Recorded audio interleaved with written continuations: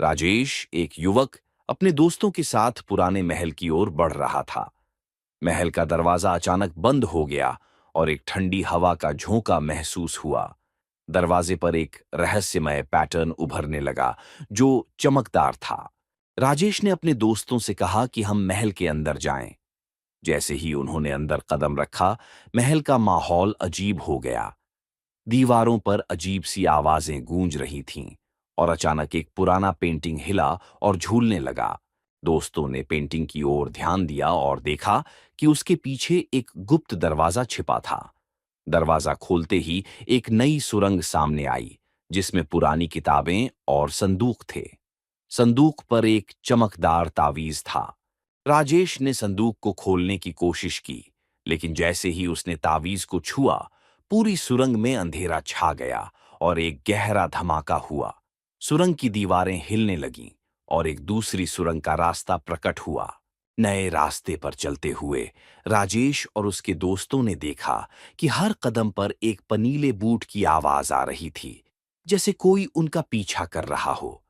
अचानक उनके सामने एक भयानक नकाब पहने हुए व्यक्ति की छाया उभर आई।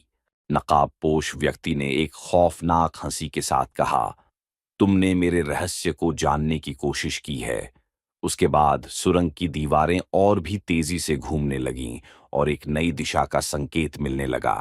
राजेश ने महसूस किया कि नकाबपोश व्यक्ति की हंसी सुरंग की दीवारों में गूंज रही थी।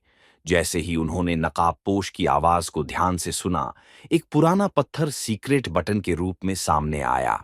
राजेश ने बटन को दबाया और अचानक महल की दीवारों पर अजीब रोशनी फैल गई।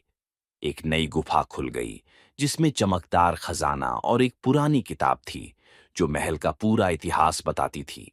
राजेश ने किताब को खोला और पाया कि महल का रहस्य एक खोई हुई सभ्यता से जुड़ा था। किताब में यह भी लिखा था कि नकाबपोश व्यक्ति कोई और नहीं बल्कि महल का संरक्षक था, जो खजाने की रक्षा कर रहा था। राजेश और उसके दोस्तों ने खजाने को संरक्षित किया और महल की गुफा से बाहर आए। महल का रहस्य उजागर हो गया था और नकाबपोश व्यक्ति की आत्मा अब शांति में थी। वे समझ गए कि उन्होंने एक ऐतिहासिक रहस्य को सुलझा लिया है और महल को नई पहचान दी है।